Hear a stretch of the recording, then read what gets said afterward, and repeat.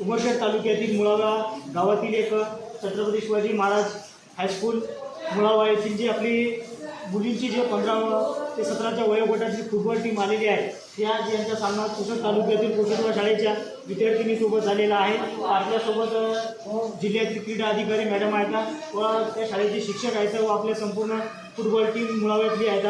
यांच्याशी आपण 2 मिनिटात एक मनोगत घेऊ त्यांचं की आता जो काही आपला पुण्यावरून जे काही आपल्याला क्रीडा संकुलाचे आदेश आलेले व यवतमाळ जिल्हास्तरीय 16 तालुक्यामधला जे काही आपला फुटबॉलचा सामना झालेला आहे हे शासकीय पद्धतीने पार पाडण्यात आलेला आहे व यांची पुढील वाटचाल कशी जाईल। मॅडम, आपले जे यवतमाळ जिल्ह्यामधून जे आपण या मुलींचे फुटबॉलचे सामने घेतले या संदर्भामध्ये आपले 2 मिनिटाचे मनोगत आहे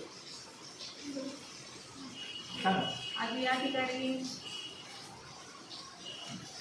जिल्हा क्रीडा अधिकारी कार्यालय, जिल्हा क्रीडा परिषद यवतमाळ यांच्या वतीनं शालेय स्पर्धेला सुरुवात झालेली आहे।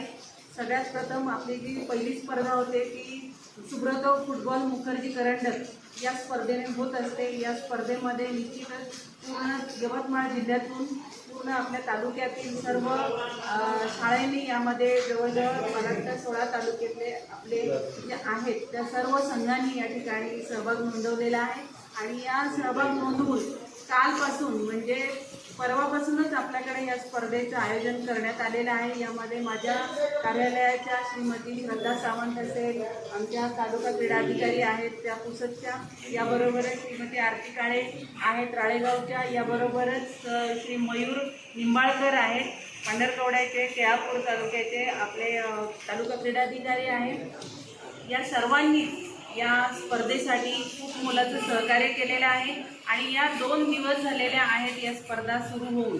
या स्पर्धा निश्चितच शांतपणे आणि आपल्या सर्व शाळा महाविद्यालय यांच्या सहकार्यातून आणि विशेषतः सर्व क्रीडा शिक्षक, क्रीडा मार्गदर्शक या सर्वांनीच या स्पर्धा आयोजनामध्ये निश्चितच सहकार्य केलेलं आहे।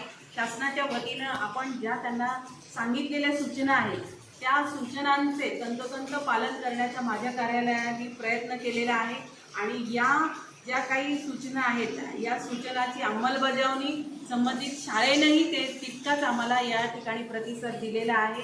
त्याबद्दल मी सर्व जे काही आपले क्रीडा संघटक, क्रीडा मार्गदर्शक, प्रशिक्षक, खेळाडू आणि मुख्याध्यापक या सर्वांचं या ठिकाणी मी निश्चित अभिनंदन व्यक्त करते।